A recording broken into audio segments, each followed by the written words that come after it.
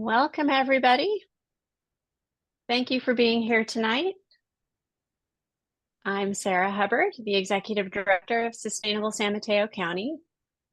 Thanks so much for joining us today to discuss the challenges of freeway expansion and exploring sustainable alternatives. And we wanted to also thank our promotion partner, Actera, and the many other organizations that helped us promote this webinar. Next slide. Sustainable San Mateo County is a nonprofit organization that's advocated for more than 30 years for a sustainable future for everyone in San Mateo County. Our mission is guided by the 3 E's of sustainability: the economy, the environment, and social equity. Through our primary programs, we educate the community and collaborate with local governments to inspire action and policy adoption across a broad range of sustainability challenges. Let me tell you about a couple of our programs. The Indicators Report presents an in-depth analysis of a single topic each year with recommendations to address local challenges. This year, our report is on the EV charging infrastructure. Our launch event is on October 24th, and I'll provide registration details at the end of this webinar. Our annual Sustainability Awards event is held each spring, and it recognizes the exceptional work of local sustainability pioneers. Our Sustainability Ideas Bank is a compilation of successfully implemented policies and programs that are meant to help governments and community leaders quickly advance their sustainability goals. Each of the solutions is carefully researched and vetted, and all of them are relevant to the needs of the cities in San Mateo County. And finally, I'll mention our sustainability dashboard. It provides more than 90 metrics across 12 topics to help us identify local and regional sustainability challenges, as well as progress that we've made. Next slide. This evening, we're going to hear from 3 presenters about the impacts of freeway widening. After their presentations, we'll all have time for a little bit of question and answer period. And then we'll finish things off with registration details for a few of our upcoming events and wrap up this webinar by about 7:15. Before I turn things over to our speakers, I wanted to learn a little bit more about who you are as attendees and what you hope to get out of tonight's program. At an in-person event, we would normally do a show of hands, but here on Zoom, we will do a quick Zoom poll. Jill, could you put up the poll questions? Great. So the first one is about why you're attending this. Well, it's about who you are. So we know whether you're a local government or elected official, a government employee, nonprofit leader, community member, or someone else. And then the second question is about what you hope to get. So why are you here? And we've provided a few options about learning more about transportation challenges and solutions, information that you can use in advocacy, questions for panelists, that you might have a perspective that you think differs from our presenters and you want to share that. Perhaps you just have nothing better to do on a Monday evening or some other reason. We would love to know. So take just another moment to answer that. Looks like we have answers from most of our attendees. I think we can end the poll and share that with our audience. So it looks like 45% of you are community members. We've got a good share of nonprofit leaders and employees and a handful of government elected officials and employees as well. And that the majority of you are here because you want to learn more about transportation challenges and solutions. Perfect. Many of you also are interested in information that you can use in your advocacy efforts. That is great to hear. All right, I think we can go on to the next slide. Well, we've got a great lineup of speakers for you tonight that will certainly help you meet your goals. I'll introduce them to you now. Let's see, James Coleman is a lifelong resident and current mayor of South San Francisco. He's earned a bachelor's degree in human developmental and regenerative biology with a minor in government from Harvard University. He has been an organizer involved with the Alliance for Climate Education, the Harvard Undergraduates for Environmental Justice, and Fossil Fuel Divest Harvard. James was elected in 2020, becoming the city's youngest and first openly LGBTQ+ member of the city council. He's passionate about improving early childhood education, addressing climate change, and making South City a safe, affordable, and enjoyable place to live. After James speaks, we will hear from Mike Swire, who is a member of the Citizen Advisory Committee for the San Mateo County Transportation Authority, and he's chair of the City and County Association of Governments Bicycle and Pedestrian Advisory Committee. He has been a bicycle, pedestrian, and safe streets advocate on the peninsula for more than 20 years. He's led or co-led campaigns in Belmont, the city of San Mateo, an incorporated county of San Mateo, and Hillsborough. These have included the installation of bike lanes and removal of street parking spots, reduction of speed limits, and complete streets improvements. Finally, we'll cap things off with Julio Garcia, the executive director of Rise South City. Julio has been a true champion and environmental justice leader for the Latinx community in San Mateo County and throughout the Bay Area.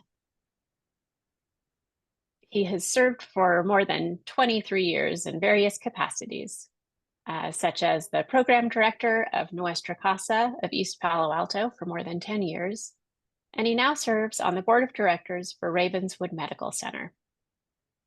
His work continues today as a Bay Adapt Leadership Advisory Group member and as part of a new group of San Francisco Bay Conservation and Development Commission Environmental Justice Advisors, who are tasked with guiding the agency to implement environmental justice practices.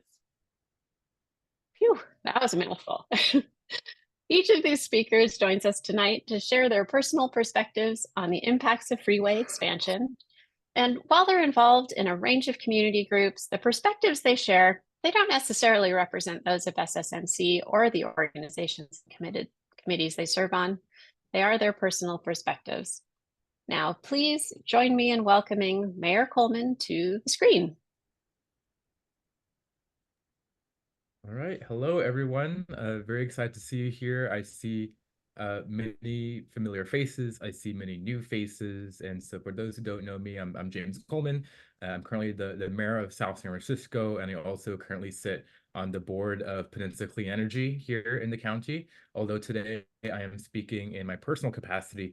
I first got involved in climate change and environmental advocacy way back in high school as the vice president of my high school's Earth Club in South San Francisco. So I guess you could say it's a very slippery slope to becoming an elected official and really advocating for policies and for infrastructure that will have a positive impact on climate change and our environment. Now onto the proposed 101 highway widening. I can't speak on behalf of my colleagues, but in the past, multiple city council members, including myself, have expressed our concerns about the proposed 101 highway widening. We know that highway widenings don't improve traffic and congestion. You widen a highway by one lane, it puts more cars on the road through a concept called induced demand, and quickly that extra lane fills up.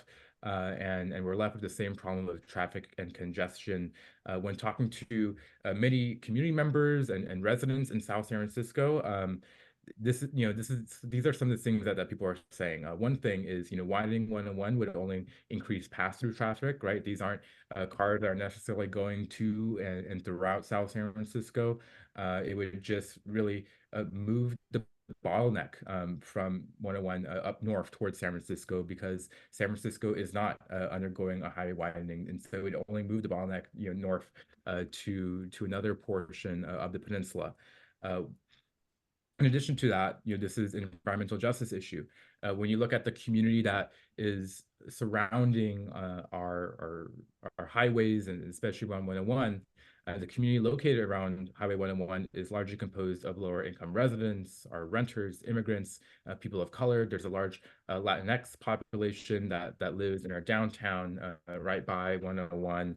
And if we increase traffic and vehicle miles traveled, it would worsen air quality, it would increase noise pollution, and more for the surrounding community. This is also a community where we are seeing a lot more of the new housing get built throughout South San Francisco.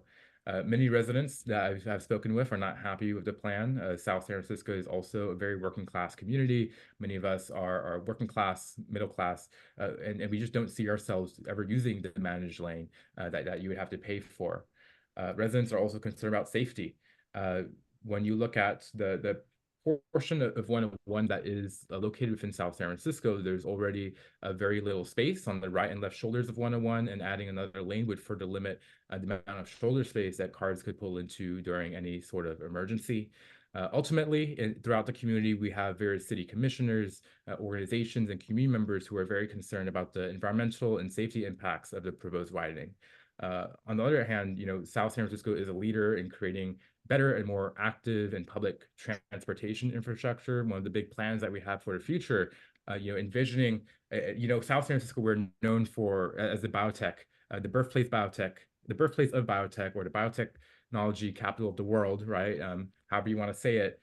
And we are, a leader in trying to increase improve the infrastructure for active and public transportation. Currently, our staff is heavily involved in creating a community facilities district, a CFD, for the entirety of the East of 101 area. And what that is basically you would have all the property owners in the East of 101 area willingly tax themselves.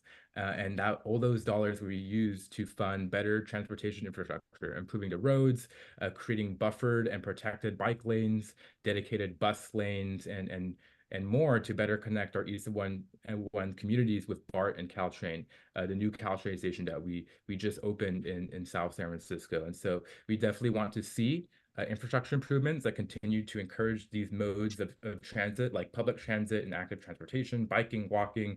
We want to see work that supplements this, what we're investing in locally. And I hope that we can continue our record of collaboration with the other agencies in making that happen. And so with that said, I know I mentioned that, one of the big issues with widenings is it wouldn't increase traffic. I mean, it wouldn't improve traffic, and it also would be worse for environment. And I know Mike Swire and Julio on the call are very, they have the data and they're happy to present it. So with that said, I'm happy to pass it on to Mike Swire. Great. Thanks so much, James. South San Francisco is lucky to have you as its mayor, and not just because you're intelligent and great environmentalist, but you're willing to advocate on behalf of your constituents and speak out on issues such as this. So thank you to James and the other elected officials. I know Hillsborough Mayor Christine Krolik is on the line, and there's also a widening skeptic, and two is skipping the Eagles game tonight. So I appreciate that. And thank you to everyone else at Terra and Sustainable South City for hosting the event. As Sarah said, I'm speaking on my own behalf, not on behalf of the organizations that the boards that I sit on. And I also encourage everyone to keep an open mind about some of the projects that we are going to discuss, because we don't have all the data yet. But some of the generalities in terms of highway widening are going to be common across the project. So we should look at all the data that comes out of those analyses with an open mind. So let's jump into it. Here's 101 and in the current state, and you can go to the next slide. Okay, you can click all the way through these. It looks like there's a staging. So what do we mean when we talk about, oops, you go back one. When we talk about highway widening or highway expansion? Basically, there's two things that are happening. First of all, it doesn't need to necessarily be a physical widening of the footprint of the highway. On the left, you can see where we've got an existing highway. This one was actually proposed for 280 up in San Francisco, whereby instead of physically widening the highway, they were going to go from 4 general purpose lanes, the existing, and instead they were going to take away parts of the 2 shoulders in option 2 and install a 5th lane, in this case an HOV lane. So a widening doesn't have to expand the footprint, it can simply add more lanes within an existing area. Another thing that also happens is on the right, you actually have new construction, or in this case, a flyover, where you're adding an extra lane to a highway, let's say to the left of the picture, but you need to construct a whole new overpass in order to get there. That's obviously much more expensive than the simple restriping on the left, although we'll talk about dollars later. We're still talking hundreds of millions of dollars to do the restriping and the center line, and it's nothing is simple when it comes to redesigning highways. So that's basically what we mean by highway expansion. Next slide. So where is this happening? Jeannie Ward-Waller, a former Caltrans employee, said that right now there's over 200 plus highway widenings proposed across the state of California. It's really an epidemic, and it's happening right in our backyard, unfortunately. You can see 5 different either proposed, completed, or decided widenings here. The first one in San Francisco, we just talked about, there was a proposal to widen 280 up by Pac-Bell or Oracle Park, whatever it's called today, from 4 lanes to 5 to install HOV lanes. And through dedicated advocacy from some of the people on this call, as well as a bunch of environmental and community groups in San Francisco, we were successful in convincing the city not to consider the widening option going forward. And the city went so far as to make a statement that not only are they not going to consider widening here, they will not consider widening anywhere else throughout the city because it is bad for the environment. It's bad for it increases vehicle miles traveled. And the city has obviously an interest in getting people in there from other counties via public transit as opposed to cars. So that was a huge win. What's happening in San Mateo County, James alluded to the first proposed widening. So Highway 101 from 380 in San Bruno north to the San Francisco County border, which I think is about 6 or 7 miles. There's a proposal that's currently in the environmental impact review phase, which would consider widening from 4 to 5 lanes in order to install an express lane. So that's one of 3 options. The other option is to convert a lane, which would certainly keep everything at 4 lanes now and be much more environmentally friendly, or there's a do-nothing proposal. So that's going to come to the forefront in the next couple of months. That follows on to a widening that just occurred on Highway 101 from 380 south to Redwood City. So it was about 20 plus miles where the highway was widened from 4 to 5 lanes in order to accommodate that express lane. The county leaders had an option of either converting that 4th lane to an express lane and staying at 4 lanes, or adding a lane to go to 5 lanes. And unfortunately, they chose the latter with unfortunate environmental consequences. So the next question is, what's going to happen immediately north of that? There's also been a lot of press recently on a proposal to add a flyover connection between 92 and 101 in San Mateo, right above the Fiesta Garden School in San Mateo. This would basically connect 92 coming across the bridge, the express, or to the express lane that's going 101 north from there. So this would connect express lane to express lane, and this would be totally new construction. And this has gotten a lot of concern from San Mateo and Foster City elected officials because although the project still is not in final design phase, one of the potential solutions might involve eminent domain and people having impacts on their property. So that's obviously a big concern in addition to all the environmental concerns that we'll talk about here. And then finally, there's a proposal down on Woodside Road near the port where Woodside Road is going to be increased by 1 lane. This project does have a lot of good bike and pedestrian improvements, however, some separated bike lanes, etc. So that is a huge positive despite the highway widening. So let's talk more about widenings in general. So where do these projects come from? So they're taxpayer financed for the most part, and they come from a variety of sponsors at the state level. Caltrans is the California Highway Transportation Association. They, potentially in conjunction with the Federal Highway Administration, have been proposing changes to highways for the last, 100 plus years. And unfortunately, Caltrans has developed a reputation for being less than environmentally friendly for the most part and proposing widening in as many places as possible. We mentioned that Jeannie Ward-Waller said that there's 200 plus proposed widenings across the state. She is actually a person who's been in the news recently where she alleges that she was fired from Caltrans because she blew the whistle on an alleged, she purported that highway widening taking place up in Davis was they were using maintenance funds instead of highway expansion funds for it. So she's received a lot of attention there, as has the the culture of Caltrans, but they are trying to make better improvements in that direction, or in a better direction. Then these projects also are usually jointly funded at the county level. So in San Mateo County, we have the San Mateo County Transportation Authority, which primarily administers Measure A and W sales tax revenue, which comes out of everything you buy in the county. And then CCAG is the City and County Association of Governments. They get money from a variety of sources and then doles it out to various transportation projects. And both of these organizations do fund great projects like safety and bicycle and pedestrian improvements and transit.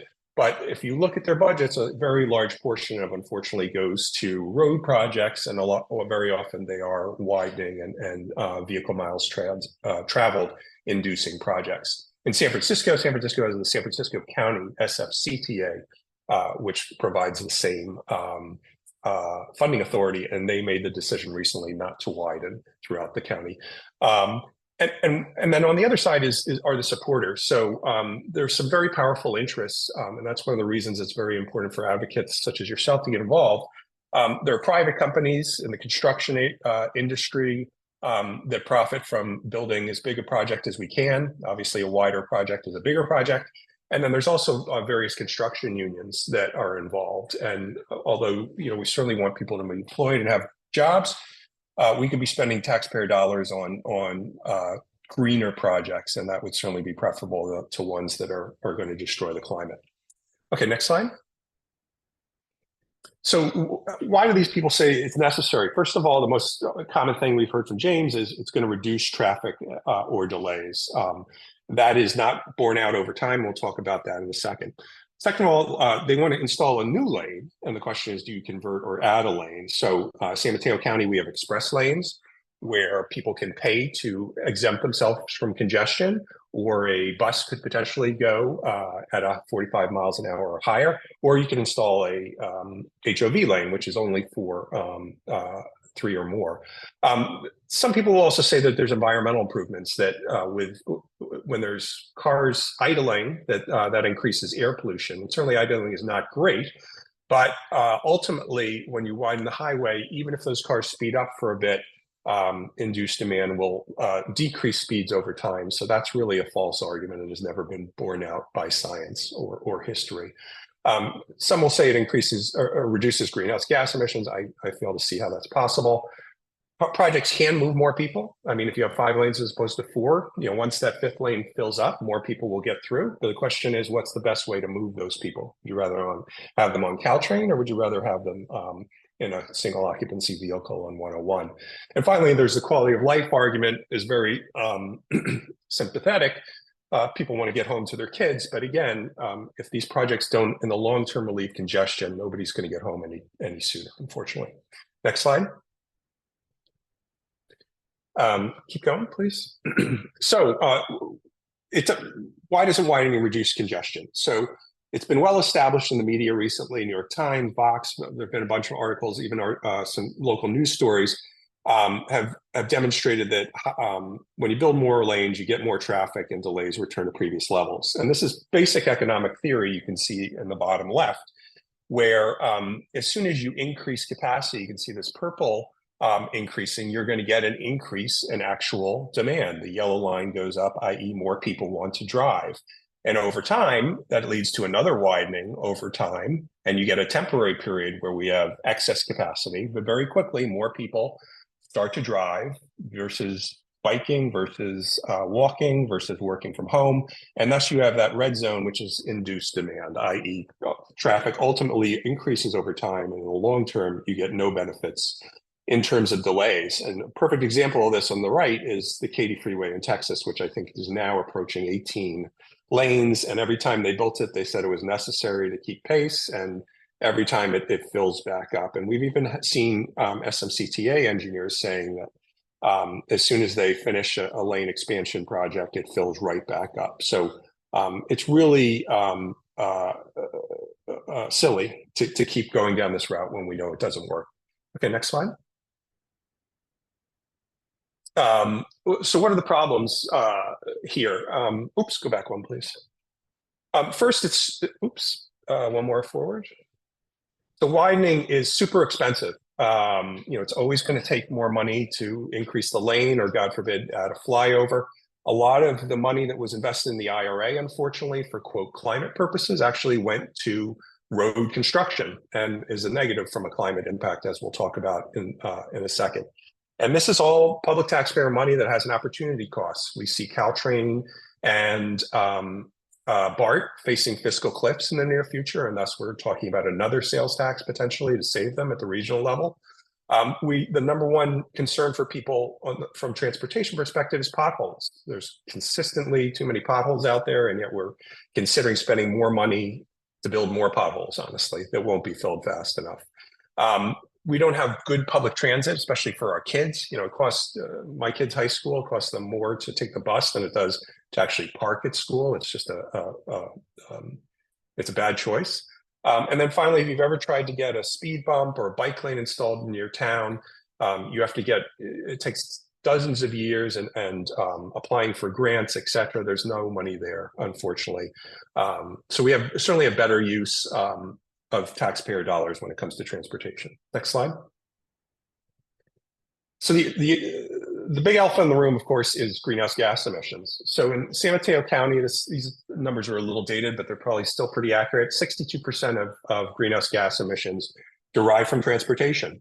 That dwarfs residential energy, et cetera. I know we're doing a lot of great work around electrification, but it really is not going to move the needle if we keep encouraging more people to drive. And within that transportation sector, on the right, you can see that 2/3 of that is coming from cars and trucks. So when you take our largest highway, the 101, and you expand it by 25%, it's really climate suicide. It makes no sense. Next slide. Keep going, please. So James talked, oops, go back one, please.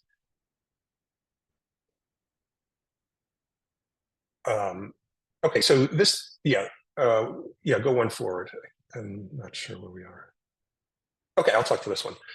So there's a huge equity issue here too. First of all, the express lanes largely are benefiting, one, people who can drive, and the average price of a new car in America is $47,000, and the average price to operate a car on a yearly basis is $10,000.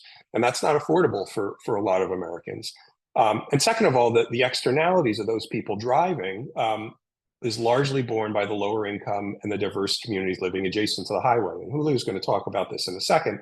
But studies have shown that the closer you live to a highway, the more air pollution there is, the more childhood asthma, et cetera. And it's largely people of color that need to suffer. Next slide. So we talked a little bit about transit. Every person that drives is one person that's not taking transit. So we had a pandemic where everybody stayed home, and then they started coming back to work eventually, albeit slowly. And what we saw on the left is that car traffic here on the Bay Bridge, that's proxy also for driving elsewhere, returned almost immediately. Driving is always the most comfortable and convenient option for people.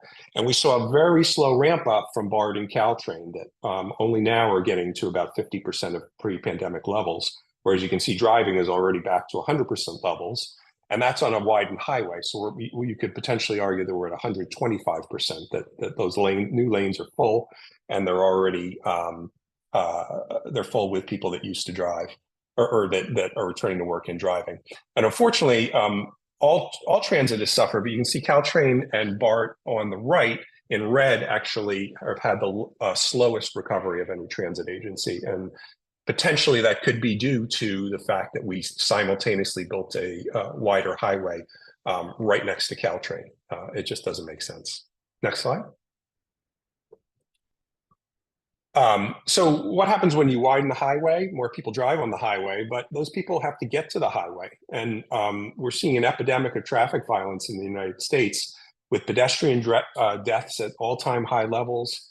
And largely, again, this is most negatively impacting Black and brown communities living adjacent to the highway. My kids went to San Mateo High School, and there's the Poplar on-ramp for 101, and every month or so, there's another kid hit trying to cross the street from out-of-town drivers racing to get onto that highway. More people driving to the highways, more people that are going to get hit. Peninsula Avenue in Burlingame, there was a single mom of a special needs child who was run over in the crosswalk last week. This is happening at epidemic levels, and we should be spending our dollars on protecting people instead of making it more convenient to drive. Next slide. And another product of widening is, we're doing all this great stuff around housing and trying to get people to live closer to their jobs. The Bay Area, unfortunately, has the highest percentage of super commuters, i.e. people driving, I think it's an hour and a half each way at least, in the nation. Stockton and Modesto, about almost 10% of their populations drive to the Bay Area an hour and a half each way. And why do they do that? Well, one, it's cheaper out there. That's always going to be the case. But two, we make it somewhat easy for them because we widen highways. And when we consider San Mateo taxpayers are going to have to foot the bill for a lot of these improvements through their sales taxes, et cetera, who's really going to get the benefit of this? A lot of it will go to people in Stockton, Modesto, Morgan Hill, Gilroy, et cetera. So again, is this money incremental money that we're spending really going to be the best use for San Mateo County taxpayers, especially when we're the ones at the local level that are suffering? Go ahead. So fortunately, there's a lot of good guys out there that have spoken out on highway widening and said, we can do better. This is the Bay Area, we're environmental, we're progressive, we're smart. There's no reason we should be throwing money down a drain that we know doesn't work. So we have a host of environmental groups, climate groups, environmental justice, physicians, bicycle and transportation, neighborhood groups, children's group, et cetera, that have joined forces, including Acterra and Sustainable San Mateo County, thank you again, in opposition to this. Because again, there's a lot of money in terms of the construction companies, the unions, that are going to fight tooth and nail at these meetings.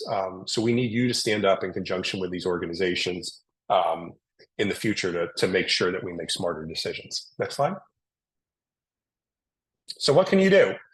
So in a second, if you can get out your camera or look in the chat, we're going to post a QR code or a link to take a picture of a link to a petition that we have to our elected officials, asking them to think smartly about highway widenings and use our money as smartly as possible when it comes to transportation. You can also vote for elected officials. We have huge elections coming up in the next couple months, and ask your candidates what they believe on highway widenings. This is not a abstract issue. This is happening in our county, and a lot of the people who serve on the SMCTA and CCAG boards and will make decisions on these projects are ultimately your mayors or your county supervisors. If you're an employer, make sure to subsidize their transit passes instead of the parking or auto mileage. And then we have, a website, a Facebook group, Twitter, et cetera, that you can stay in the loop. So next slide. So now that you have your camera out, you could either write down the link here or take a picture of the QR code.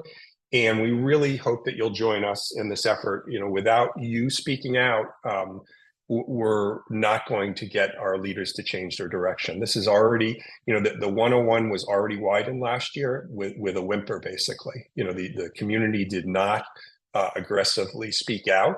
And now if you look at surveys online, basically, you ask people, hey, we just widened the highway from 4 to 5 lanes. Do you think traffic's better? 80% of people that I've surveyed online say that no, it's just as bad as before. And traffic is just as bad as before, and we threw a lot of money down the drain. Here's some cute little memes that you can use. So basically, that's all I have to say. Now I want to introduce Julio Garcia, who is the executive director of Rise South City, which is one of the leading environmental justice groups that is fighting against highway widenings and their negative impacts in equity priority areas such as South San Francisco. So thanks, everyone, and look forward to your questions. Go ahead, Julio.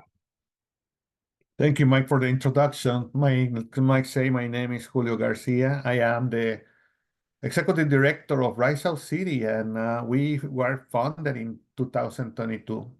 Our mission is to create dialogues with our frontline communities about climate change and social equity issues, and this widening of the Freeway 101 fits into the conversation that we have right here. So we want our families to have, we have the right to live in a healthy neighborhood, residents that are engaged and informed, no barriers to opportunities for low-income communities. That's some of the purposes that we have in Rise South City. So we got really, really involved into this widening of the highway because according to the Cal Environmental Screen 4.0, the estimate permissible concentrations surrounding downtown San Francisco are already in the 96th percentile of the most polluted census tracts in California. We're not talking about San Mateo County, but the most polluted sites in California. And that's the issue with this because it affects our frontline communities. Our frontline communities are people who live near the freeway. You believe that, the more that you live up the hills where it's trees and parks and other amenities that we have, the more high the rent is. When you live near the highway, not only air pollution, but traffic, noise, and everything affects our community. And that's, what we call our frontline communities that I call this probably air pollution red lighting. Because the people who live there, they usually pay less rent, but the apartments and houses are overcrowded because we still cannot afford to pay $3,000, $4,000 a month of rent. And South San Francisco fits the bill right here because we're surrounded by 101, 280, 380, and the San Francisco International Airport. So communities like South San Francisco, Daly City, San Bruno are suffering the brunt of this. And when we're talking about communities, the elderly community who lives there, the young communities and communities who are located right there are the ones that face the brunt of this air pollution. We've been working with this and informing the community about the issues that happen with air pollution. And the more that we talk to them, the more that we find out that kids are sick. Until about 6 or 7 months ago, I didn't knew that what was pre-asthma. And they call pre-asthma for kids who are under 3 years old. One of the promotoras that work for Nuestra Casa, she has a kid that is 3 years old, and off and off they are going to the emergency room. They are going, the kid has an inhaler and everything, and they cannot live as a healthy kid growing up. He needs to be sitting down or, really, really taken care of. Imagine this kid when he's 5 or 6 years old. He's not going to be able to walk or run or do activities that other kids have. And this is due to air pollution. And expanding 101 is going to create more diseases in our community. And also, risk on lung cancer is out there. And respiratory diseases we have in the community. So all of these are things that happen in our community. And unfortunately, when we go to the doctor and, just gonna say this, the doctor doesn't take the time where the disease is coming from. If you have asthma, they just give you an inhaler and say, oh, sorry that you have asthma. If you have cardiovascular diseases, they don't say, okay, this may be where you live in. You need to change where you live. You need to get some air filter. You need to fight this pollution. You need to do healthy stuff, or you need to move out of there. How are you going to move out of an apartment that you are paying already $3,000 to pay $3,500? It's not possible with low-income population. That's social justice. That's something that we're finding. So for us, educating in communities is really important, but they need to make the decisions. They need to fight. They need to sign the petition. They need to show up to City Hall to talk even Spanish, English, Tagalog, whatever your language is, but we need to be educated about it. because often enough we are not educated, we don't know, we don't have an idea when we have these these diseases, so we just blame it on generic or whatever we want to blame it. But reality is that pollution is what causes these diseases. Our kids are suffering from asthma and other diseases because of traffic, because of pollution in the air that is caused by traffic. Simple as that. So, in the time that we've been working, we start installing some air monitors in our communities, and Purple Air has been, the front line. When we got there in 2022 in South San Francisco, we just have like about 3 or 4 Purple Airs in the community. And if you go to Purple Air and Google Palo Alto, you will see thousands of Purple Air monitors in the area. So you see this purposes of these, and we installed some Purple Airs in the community, and we keep having issues with that because they depend on people's Wi-Fi, they depend on the electricity, and off and off, the Wi-Fi is not strong enough, or it goes off, or it's the low-cost Wi-Fi for our low-income communities that really is, no low-income nor anything, is just no Wi-Fi at all. So we keep installing every other week or monitors up there. So what I want to share right now is a map that one of the students that I have from Stanford, from the capstone, that is here today. Thank you, Ella. I really appreciate you. We get some data from 2023, and we created this. If you allow me to share.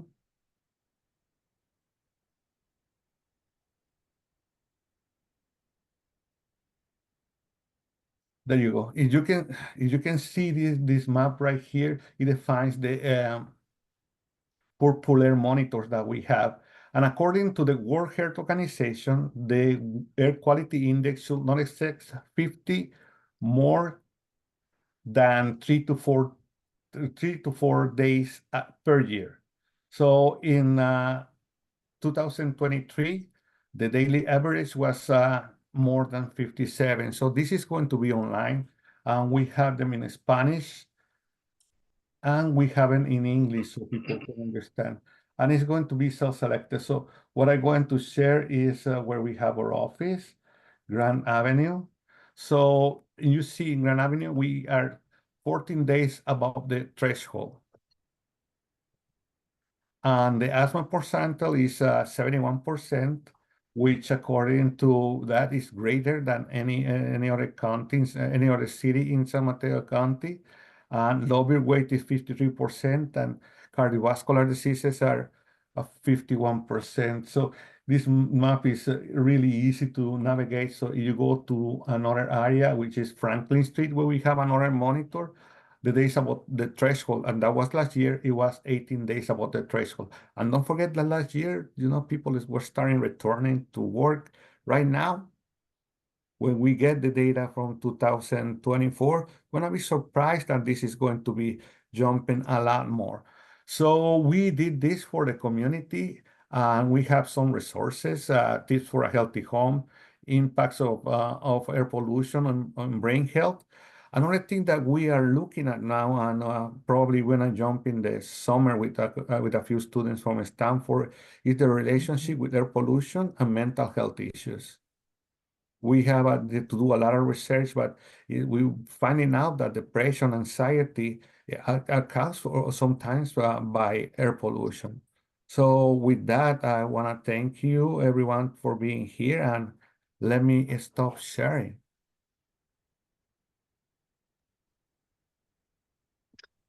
Thank you so much, Julio. Appreciate your perspectives on the impacts. Thank you also to Mayor Coleman and Mike Swire. And I appreciate that you are all sticking to the agenda and taking the allotted time. We now actually have lots of time for a question and answer period. And I invite everyone in the audience to either raise their hand digitally using the icon at the bottom of your Zoom screen, or enter your question into the chat and I can verbally speak your question. I saw that we had one question in the chat already that we might want to address with the group. Scott had asked, does Measure W have wiggle room so its objectives could be achieved without widening 101? And I did also want to kind of tag on to that question. Yeah, I'm aware that the San Mateo County Transit Authority has a strategic plan in which it outlines the priorities for measures A and W that goes through 2024. So they are working on their 2025 and beyond strategic plan. You know, what might you advocate for in their new strategy that's different than what they've done previously?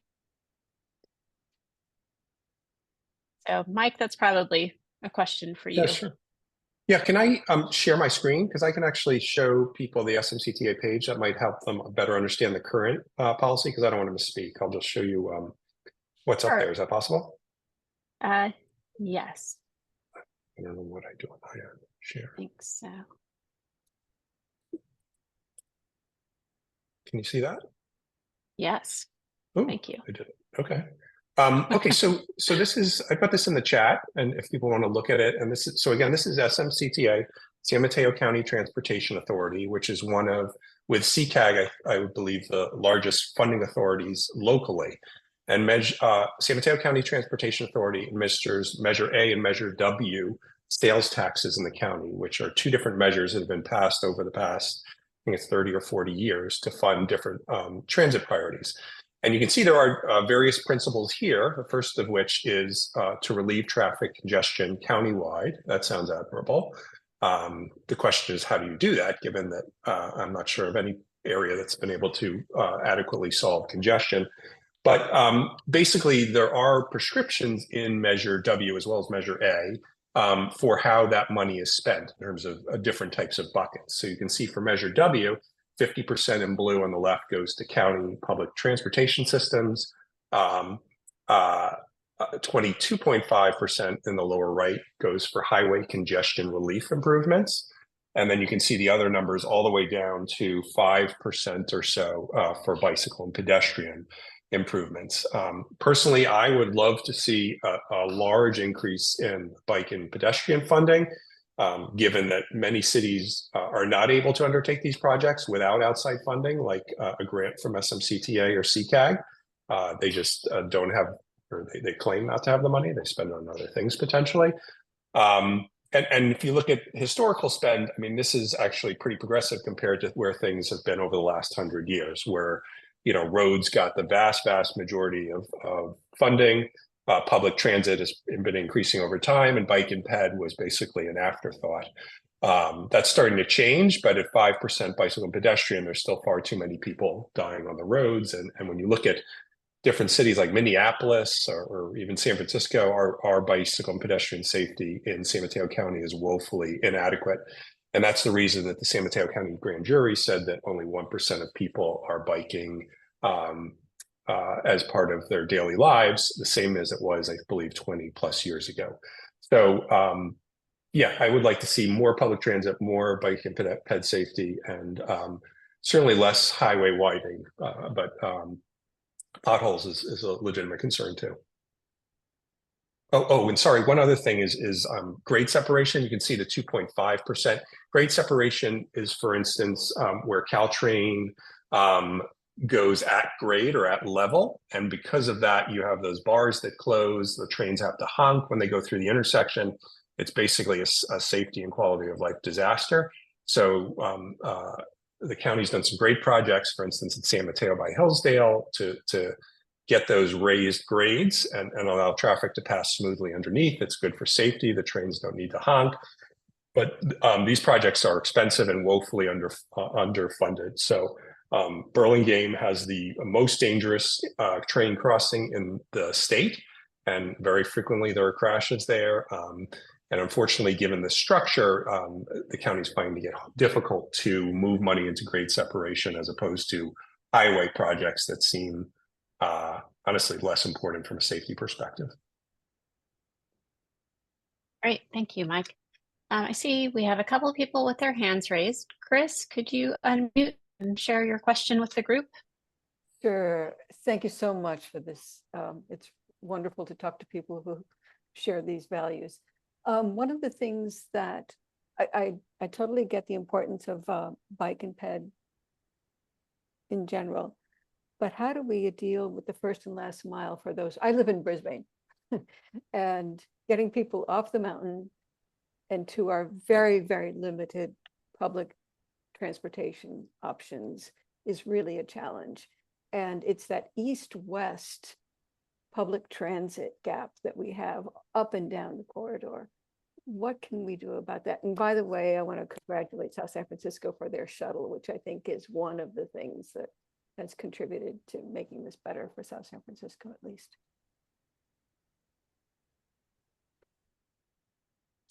I can address that a bit. Yeah, not everyone can bike. I think e-bikes are really a great invention, especially if you live in the hills, especially if you're not physically the most stout. You know, they've really opened up cycling to a wide range of people. And SMCTA has done a great job with shuttles. Commute.org has shuttles, etc. You know, Uber and Lyft provide a role for very short commutes. Etc. But we just have to change the dynamic, because forever we've been widening the road and encouraging people to live farther away. I think a lot of the housing goals, especially the housing rules that allow you to build up in proximity to transit and to also have fewer parking spaces per unit, those are really going to move the needle in terms of getting people closer to transit. I understand it doesn't help the people in the hills right now, but we got to stop the bleeding, I think, almost before we, that's the most effective thing we can do right now. I wondered if Mayor Coleman could also mention something about the shuttle and how it's funded. Yeah, sure. So I can definitely touch on that. You know, we have 3 free shuttle lines in South San Francisco, and they are some of the highest. They experienced some of the highest ridership out of the free shuttles in the county. Something that we are very proud of here in South San Francisco. It's a free shuttle. It's funded by the TA as well as with some city dollars that we put in to fund that.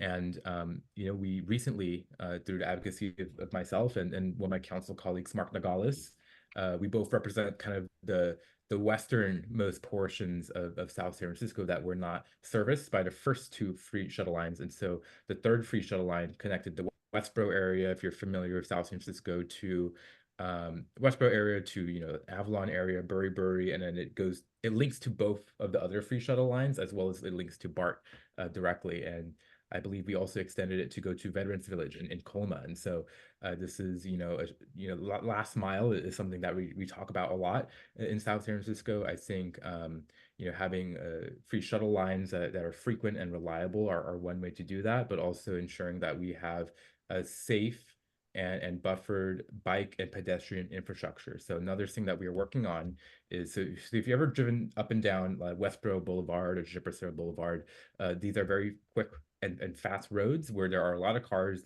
oftentimes going 50 miles per hour, right? And we do see some bikers there, and we do see some walkers there. And even though we see walkers there, there's no sidewalk. And so it is a necessity for individuals in South San Francisco to get from east to west. Oftentimes those individuals are carrying groceries.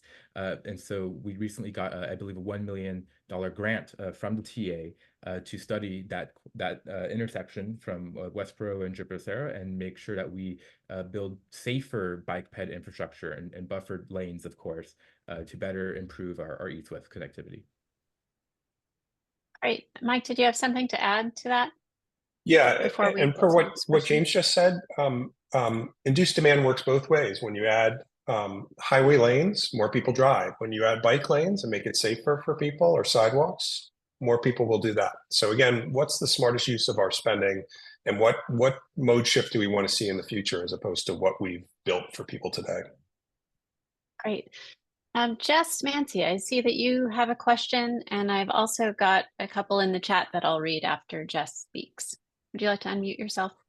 Great, thank you. I'm Jess Manzi. I work for the San Mateo County Transportation Authority. So thank you for hosting this event. It's always great to see folks learning more about projects within the county and coming together to advocate for their values. I just did want to make it really clear to folks that for both Measure A and Measure W, the sales taxes in San Mateo County, that staff and the board do not have the option to move money between those categories. Mike showed the graph that explains how the money that's collected is split into the different programs. And that's dictated by the expenditure plan that was approved by the voters at 2 different times. And so we don't have the option to move around those pots of money. So for example, taking money from the managed lanes project and moving it to Caltrain, for example, is not something that is possible with Measure A and Measure W. But certainly there is flexibility in what projects are funded. So again, just wanted to make that clear so people don't think that it's as simple as stopping the 101 or any widening projects and being able to use that money to go to transit. I wish it were so simple. But thanks again for the hosting this. Yeah, thanks so much for the clarification. Mike, did you have something else to add before I go on to the next question? No, I underestimated Jessica and I jumped the gun, but she answered it. Yeah, the board has the right to make decisions on different projects within those spending categories, and they do a great job. Like, so we saw the highway bucket, for instance.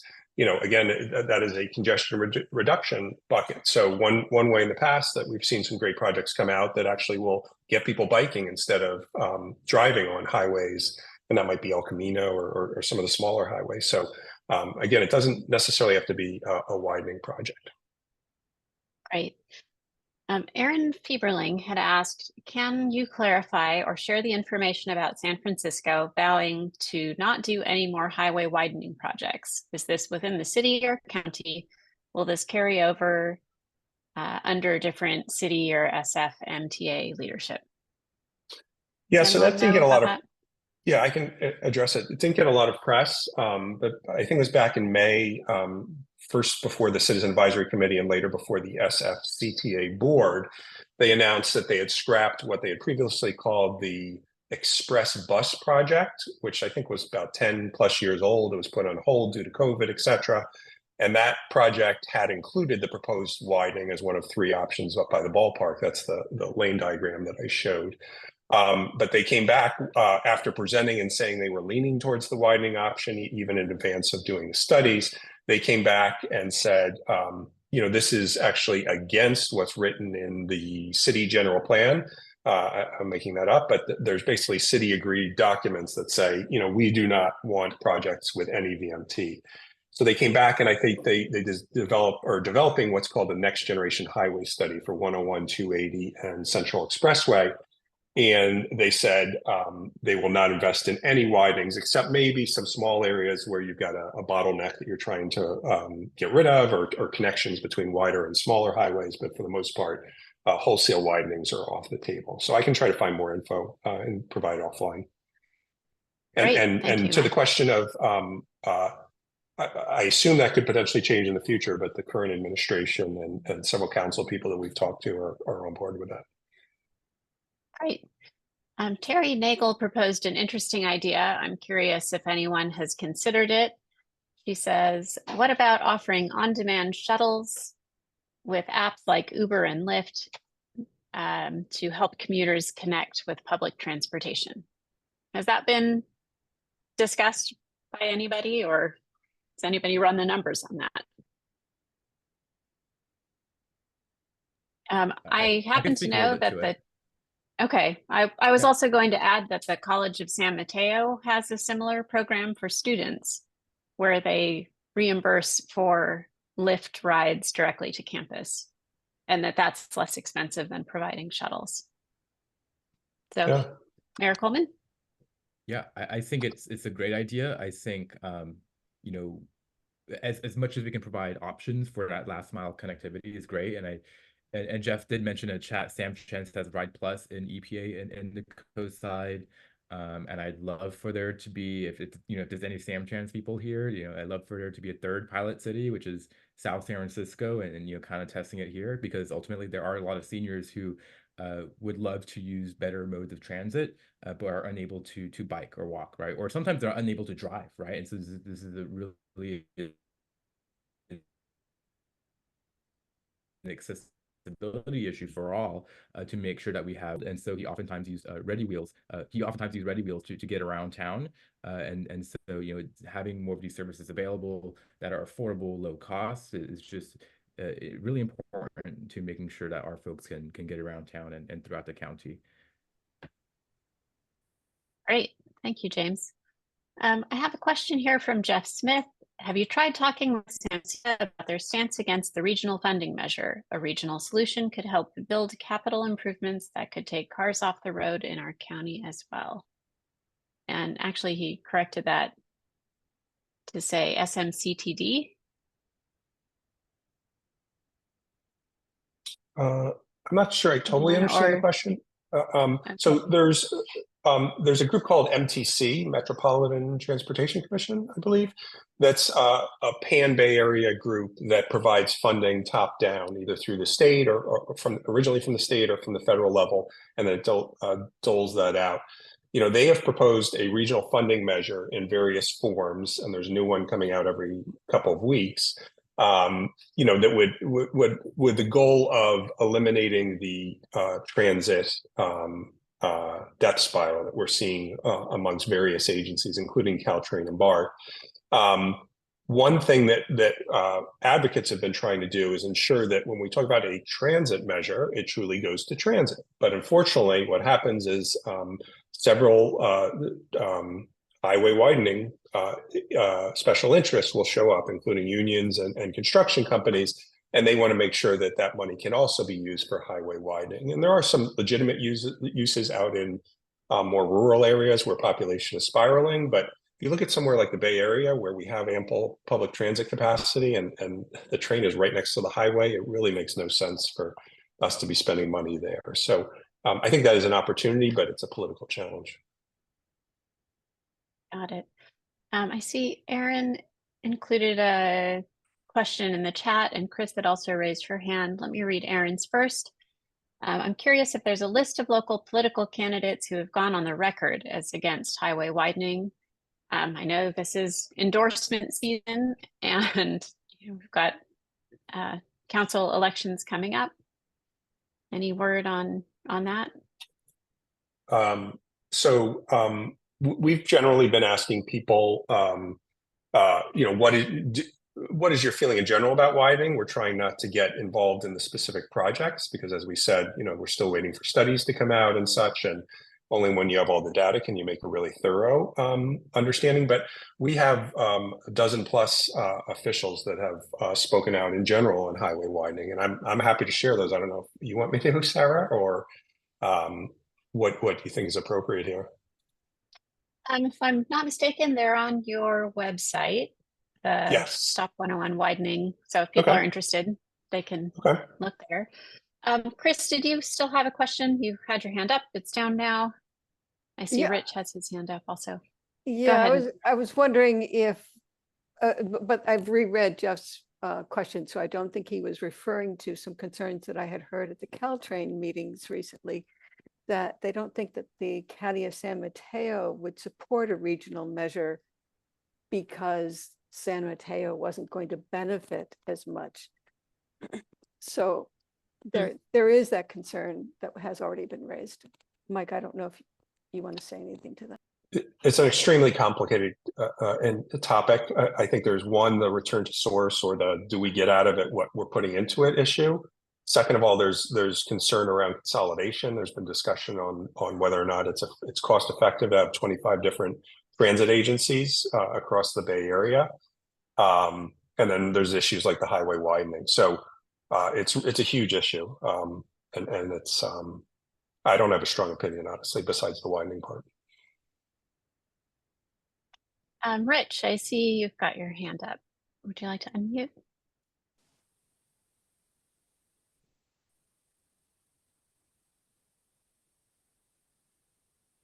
Rich, were you going to unmute? Maybe not.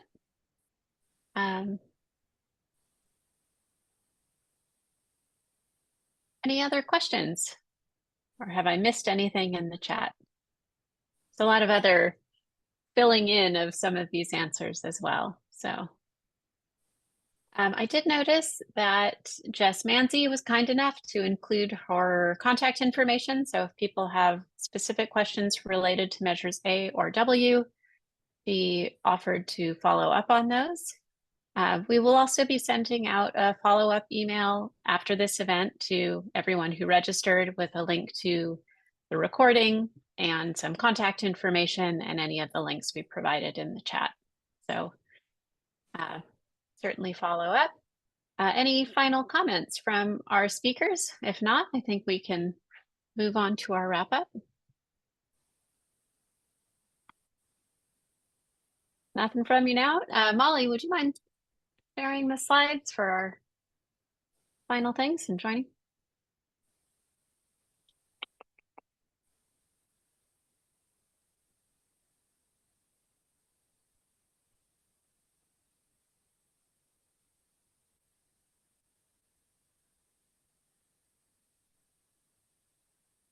Okay. Great. Well, that was a fantastic discussion. Thank you all. Thanks for the great questions. Thanks to our speakers. As we wrap things up, we did just want to share a couple events coming up from SSMC as well as our partners. On October 24th, we will have an in-person event, our indicators report event, which will this year, as Sarah mentioned at the beginning, our indicators report is focused on EV charging infrastructure. That always proves to be a super informative panel discussion. So we hope to see you there. We will put links in the chat. And then we have a second event. The date is still being set for some time in October or November, but we will be hosting a webinar about electric appliance incentive programs that are offered by Peninsula Clean Energy. Next, we have a couple of events from our partner, Actera.